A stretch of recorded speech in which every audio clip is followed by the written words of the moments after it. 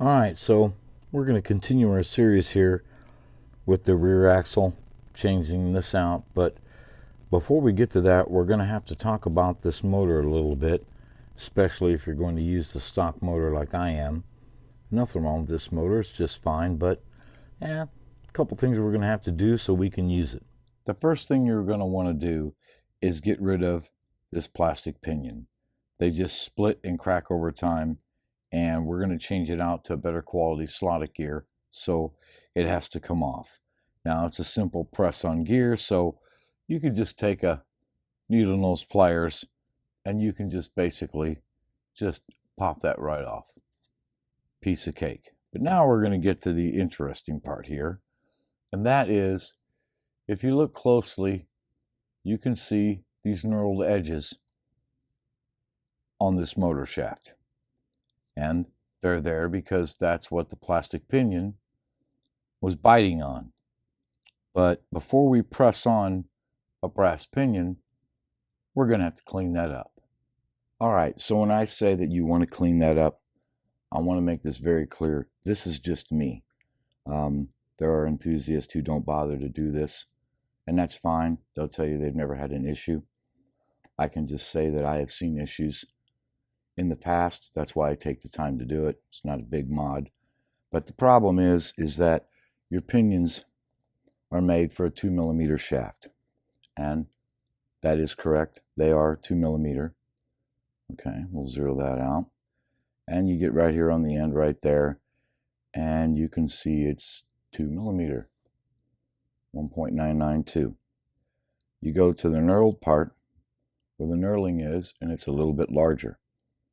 So what that means is when you're pressing on your new pinion, the brass pinion from Slotted or any other brass pinion, it makes it just a little bit more difficult to press on. You can feel the difference, but you also can risk distorting the pinion and maybe cause premature cracking because of the added pressure when that goes on there. Now, like I said, some people, they just press it on. They feel that the splines, the knurling, cut into the brass and it doesn't hurt a thing. I'm just saying I err on the side of caution, so I go ahead and clean it up. How do I do that? Well, it's really simple. You can use a 9-volt battery, you can use a power supply, and a little bit of sandpaper. All right, I have it under power, about 7 volts. I have a little strip of 600 grit sandpaper, and I just take it and I put it right here on the knurling,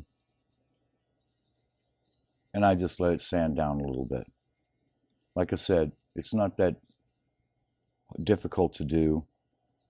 Is to smooth out those splines, that knurling, and I'm just about done.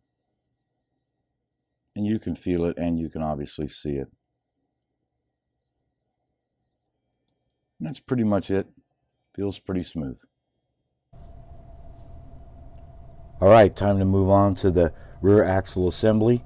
What I'm going to be doing is cleaning up the chassis here a little bit using the bushing alignment kit from Slot Car Corner. You don't have to use this, but I find it pretty handy. The bushings we'll be using, the ones I generally always use, the bronze racing bushings. These ones are counterbored to reduce friction, so they're kind of like the ones I always order. They work fine. And then we're going to go 27 tooth, just like stock, and of course our slotted rear axle. So let's just get after it. Alright, so another mod you're going to want to make with this car, if you're going to use a slotted crown gear, which is what I'm doing, is you're going to have to alter the chassis just a little bit to make room for the gear. So we'll show you why. Now, here's your standard slotted gear and your Scalextric gear. And if you measure these gears, the diameter, these are usually right around 15 millimeter. And then we'll go back to here. We'll zero this out. And you go to a slotted crown, and you're going to get right around 15.22527. a little bit wider or a little bit larger in diameter, and the relationship of the boss here and thickness of the gear is just slightly more. Not a lot, but sometimes not a lot's all it takes to get it to rub. In this chassis, this particular case, you're going to have to trim out this area right here for the crown gear to clear. So it's going to be on this side right here. You can use an X-Acto blade and you can trim that away if you want to. My favorite tool though is just a good flat mini file. Come in here and just start removing material like this. Okay, just taking it away, because this is where it's going to rub, or almost rub. And you just keep going. You're getting rid of some of the material. You can already see it doesn't take very much. And now you have enough for the clearance. Now, you can avoid this by using the NSR crown gear. I've done that in the past. The NSR crown gears are basically identical in configuration to this, but I like my slotted crowns. They're pretty durable. This isn't a whole lot of work to do to make sure it clears.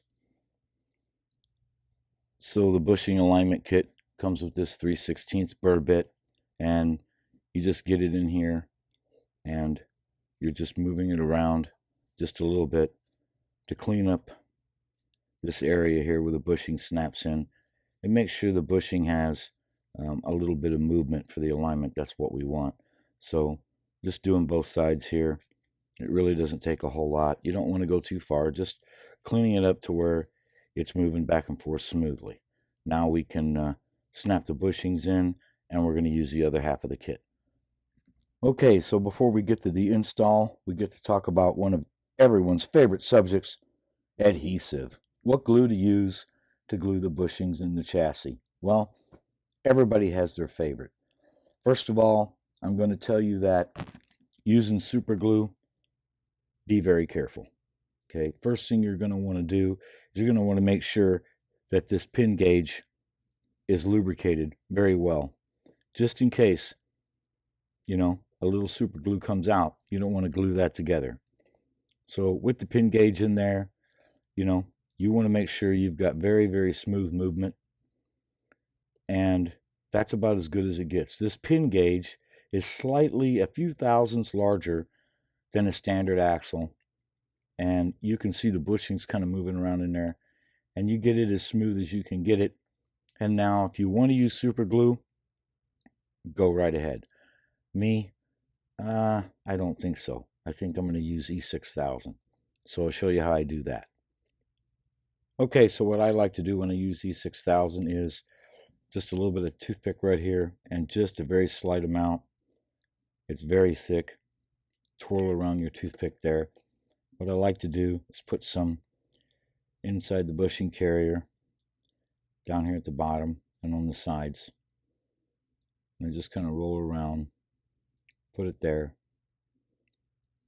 Now I can install the bushings back in here, and we can put some on the top once we've aligned it. Okay, so I've snapped them back in place.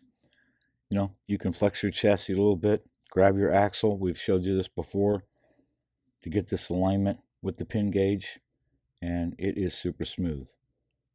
Just about ready to fall out. And that's exactly what you want right there. Because like I said, the pin gauge is a little bit bigger, but that's about as good as it gets right there. So now you're going to want to take your E6000 and put some on the tops.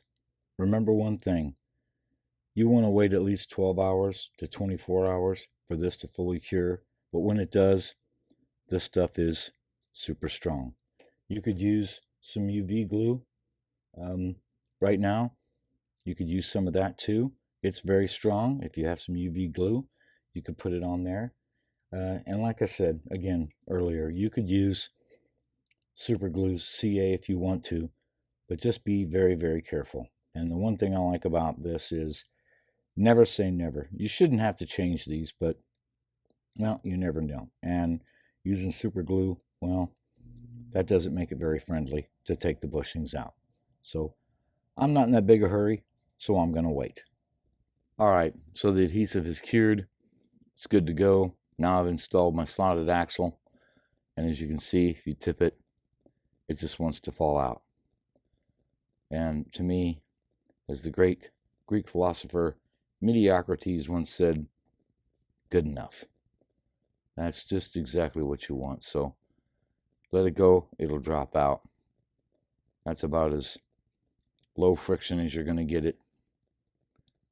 Some people can get them to where they can drop all the way through, and it drops all the way through.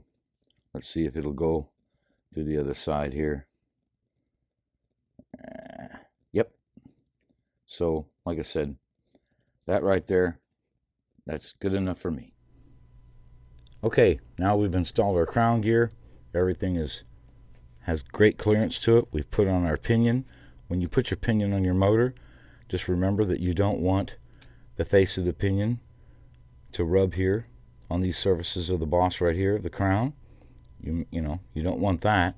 And you want to try to center the teeth of the crown onto the pinion. Now, some people can use an ink pen and kind of mark this out when you press it on. Me, I kind of do it by eyeball. I press it on a little bit, snap in the motor, test fit, and then I just adjust it with my puller press, each way, whichever way I got to go just to get it. And I think we got it pretty good. So we are good to go. No issues here. Everything's clearing, nice and smooth. Now it's time to get on to the rear wheels and tires, and we're almost ready to get on the track.